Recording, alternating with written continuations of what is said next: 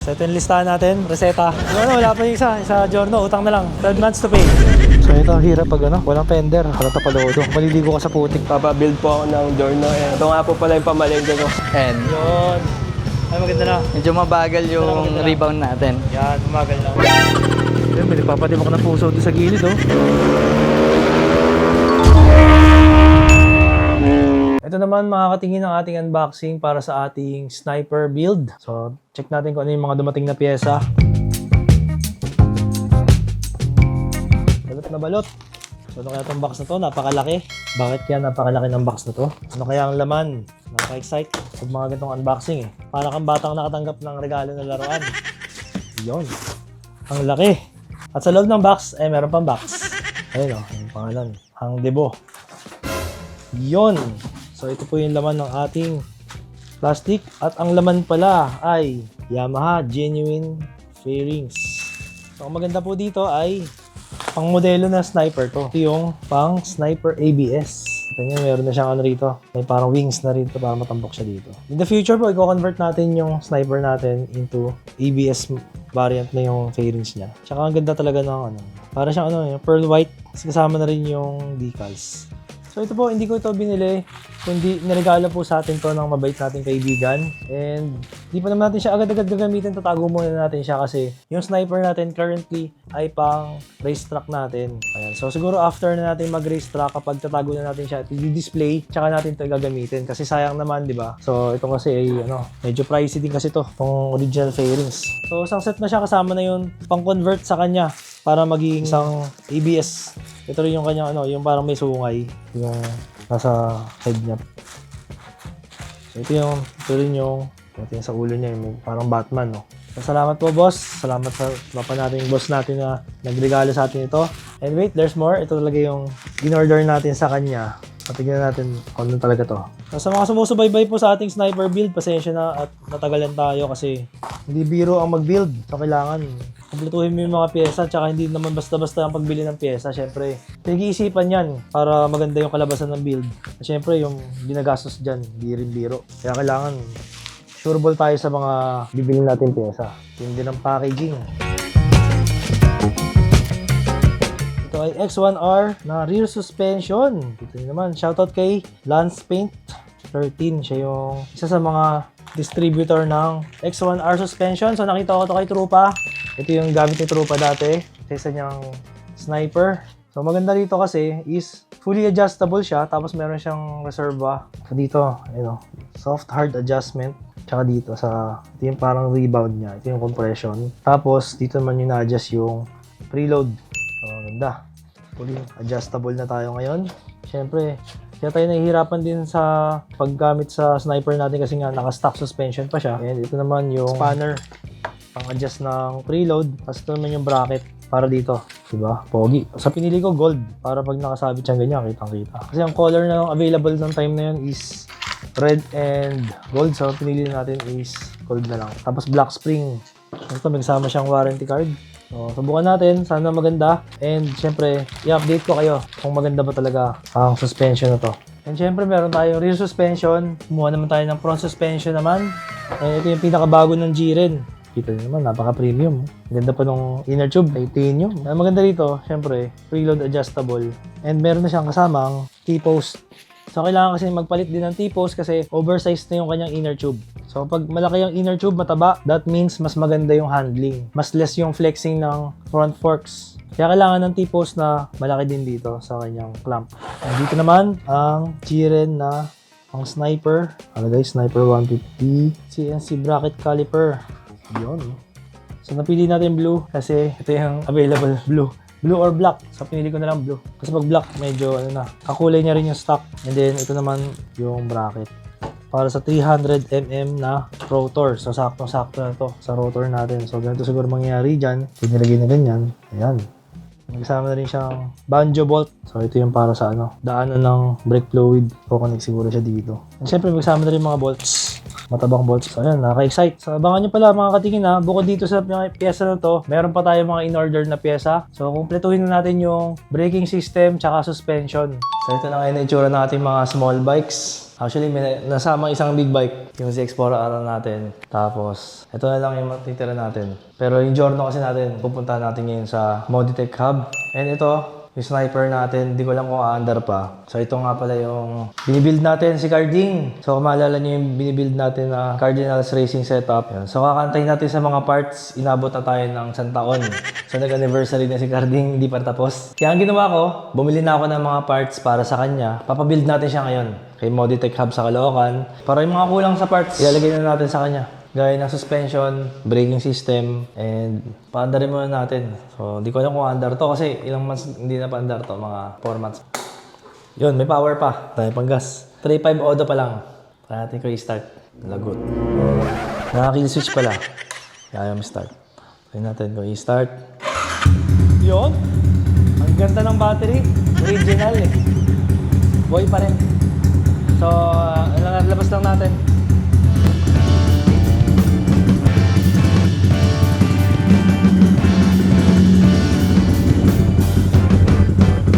So yun na nga mga katingin, on the way na tayo sa Moditech Hub kung saan natin pinabuild yung ating Giorno. And sa pagsundo natin sa Giorno, ito naman yung idadaling ko sa kanila para maseta pa naman yung mga kulang nating build dito. Tapusin na natin kasi medyo nagka-problema tayo sa shop kung saan yung malapit na gumagawa ng sniper. Konti lang kasi gumagawa ng sniper dito sa lugar natin. And nalaman ko si Moditech pala gumagawa rin ng sniper. So sa kanila lang natin pa-build. And lalo na naipon na natin, nakompleto na natin yung mga pyesa. Sumobra tayo. Sumobra na isa. Ang hirap pa naman, umulan. Parang madami ko talsik sa likod. May problema ng ano, no? Naka-circuit concept or street GP concept. Kumusta naman yung talsik? Hindi nilagyan ng fan yung radiator natin. Kaya ito, may ilaw siya. Kaya hanap tayo ng naglalagay ng fan sa radiator. Pag mabagal, nag-overheat siya. Hindi ma-overheat, nag-warning, high temp warning. So ngayon, hindi ko alam kung dito na ba tayo sa, ano na ba yan? Ito na kaya tayo, ito na. Tabi pala ng China Bank sa 10th Avenue. Ito na yung Moditech Hub. Sakto, warning. So ito, lumipat tayo sa RS1 sa kabilang shop nila. Dito pala ginagawa yung Giorno natin. And syempre, dito na rin natin papagawa tong sniper. So ito ang hirap pag walang fender, walang tapalodo. Maliligo ka sa putik.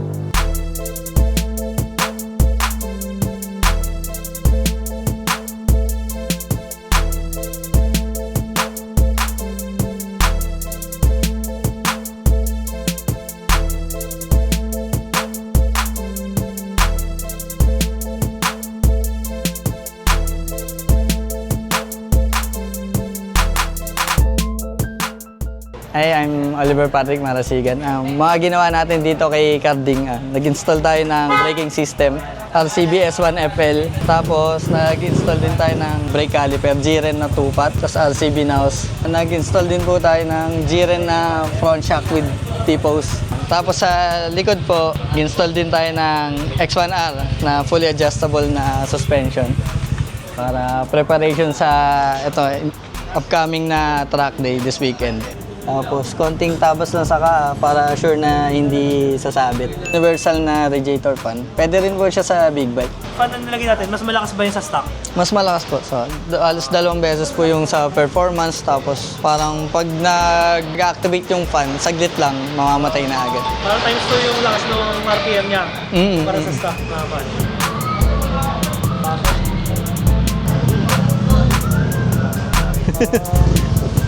Yan sir, ganyan. Medyo naka-N. Yun. Ay, maganda na. Medyo mabagal yung rebound natin. Yan, umagal lang. So, kailangan pa pa-repack yung araw? Yung sa... Kung ano... Bigas na. Pero kung... Di ba adjustable din preload nito? Yung... Hindi ko pa siya kumbaga yung pa yung pinaka-default.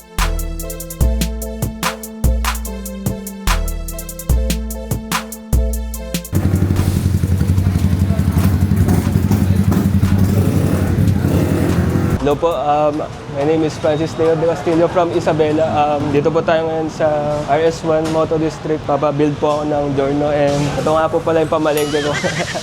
Ang mga nakalagay na parts dito ay mga SGR na mag, Sunspeed, tsaka Brembo. Sa brake, Camowin na 220, tsaka Öhlins na full adjustable. Nasa 6 digits na po.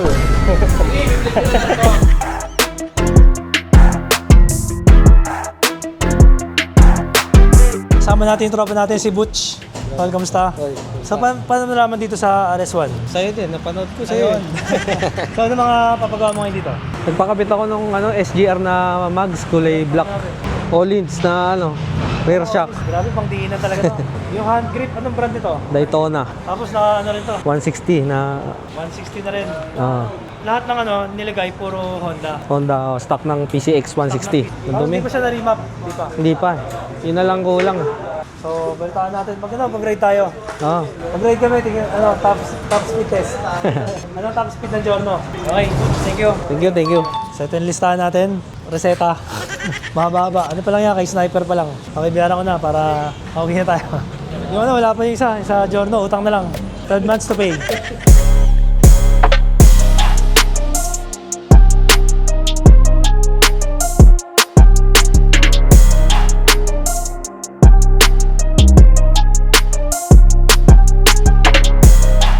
And so, finally, malapit nang mapunta sa final form si Carding. So, kilala niyo naman si Carding, ang ating Sniper 155. Siguro ang kulang na lang dito is headless yung ginagawa nila. Binabend yung handlebar, tapos tatabasin dito. Tinatanggal din natin yung headlight, ready na mag-headless. And so, yung mga pinalagay natin dito, alamin natin kung talaga bang sulit yung gastos natin, no? Tsaka, syempre, next episode yung gastos reveal kung magkano lahat ng ginastos natin pagkatapos nating i-headless. So, kailangan headless muna natin. And then, yun na yung final form niya. Agawan na natin siya ng gastos reveal kung magkano lahat ng nagastos natin. And itemize natin lahat ng pyesa na nagastos natin. So, ngayon, pakita ko muna yung mga pinaglalagay natin. So, dito, naglagay tayo dito ng G-Ren caliper 4-pot. And nagulat ako kasi pasok siya dun sa dati nating bracket. Tapos, ang makakatuwa pa dito, yung disc rotor na blue, bumagay siya sa blue caliper.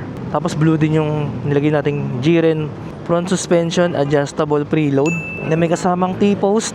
Bumagay pa rin siya. Pogi ng kinalabasan, bagay na bagay, black and blue lang. Tapos may konting accent ng red. Nagpalagay tayo dito ng steel braided lines ng RCB. Ito, dati kasi nakaangat to. Nung naka-stock brake master pa tayo, may baso yun dito, may reservoir. Nakaangat siya. So ngayon nagpalit na tayo ng RCB na S1 brake master, di baso. Ang ganda na. Nakalapat na siya. May konting tabas lang dito. Ayan, 2 tabas para sa total cable tsaka dito sa lever. Gumagay naman kasi black din yung lever. Stock pa yung clutch lever natin. Tsaka yung rear suspension naman, kaso pansin ko sa rear suspension parang tumangkad. X1R, fully adjustable to. Ayan, compression, dito yung rebound, tapos may preload siya sa taas. Konting-konti lang yung play, no? Sporty talaga siya eh. More than 1 inch lang yung play. Yun na yung mga nakalagay dito. Pinalagay natin kay RS1 Moto District, shout out. And syempre meron tayong side mirror tsaka plate number. Para street GP, street legal pa rin. Tsaka yung radiator pala, hindi kita eh. Nagpalagay tayo ng radiator fan na universal. Mas malakas daw yung RPM noon, yung hangin noon kesa sa stock. Ito kasing Cardinals Racing natin na big radiator, wala siyang kasamang fan. Usually kasi pag bumili ka ng mga big radiator may fan. Siya pang racing talaga to. Although pogi, parang pang big bike yung tsura. Ganda. Kaso nga lang, pagka gamitin mo city riding, naranasan ko, umiilaw yung temperature warning. So, pinalagyan ko siya ng universal fan. Okay na. Okay na, malalaman natin ngayon pag na-traffic tayo mamaya kung effective ba yung fan na binili natin. 1,000 plus yata yung fan. Nagpalit na rin pala ako ng high flow air filter. So, pansin ko lumakas yung tunog dito sa intake noise. Palagi tayo na parang ram air intake dito. Kaya narinig ko yung intake noise. Ayun, sobrang crunchy.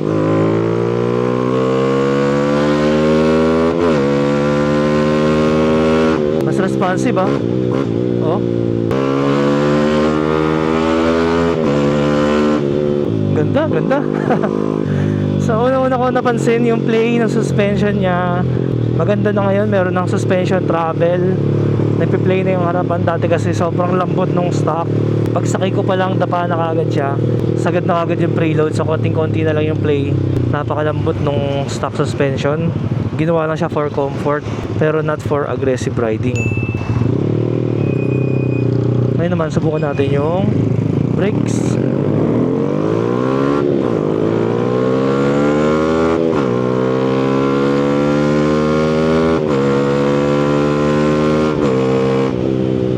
Ayun oh. Ayan, napahintuin oh. Oh.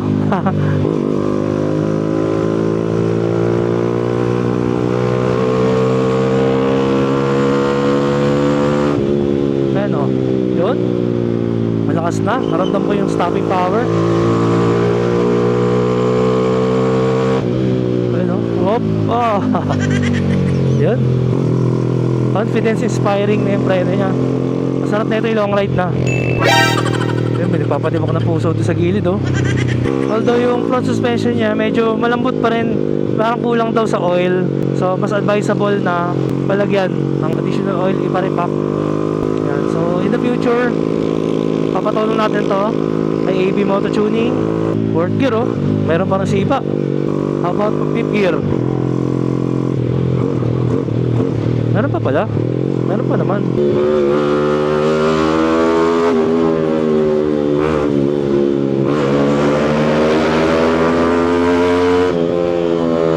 Naging mas solid yung tunog, no? Nung nagpalit ako ng filter.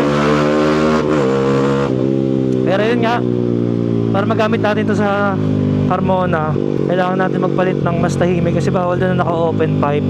So kailangan din natin mag-try sa Carmona next time. And syempre makapag long ride para hindi masyado maingay. Ang ingay kasi ng pag high RPM. Sana tayo ng pipe kayo. Makakatingin, makapag-suggest ba kayo sa akin ano bang magandang pipe na hindi mababawasan yung power pero tahimik or medyo mas tahimik. Yung tolerable, parang power pipe ba yun? Power pipe, ano ba maganda? At kanina ba magandang magpagawa or bumili? Ayan, comment down below doon sa mga nakakaalam. Pero so far, gumanda talaga yung handling niya. Pati yung suspension sa likod, maganda. Kasi fully adjustable na. So in-adjust yung rear suspension according sa weight ng mechanic nagkabit. Pero halos di naman kami nagkakalayo ng height. Kaya mukhang magkalapit naman ang aming weight tsaka yung body built ng body namin, halos di naman din nagkakalayo. So bang mabigat lang ako sa kanya ng konti dahil lang malaki sa akin yung chan. Ano din naman, daddy bod, dad bod. Oh, sarap sa lubak ha, di matagtag.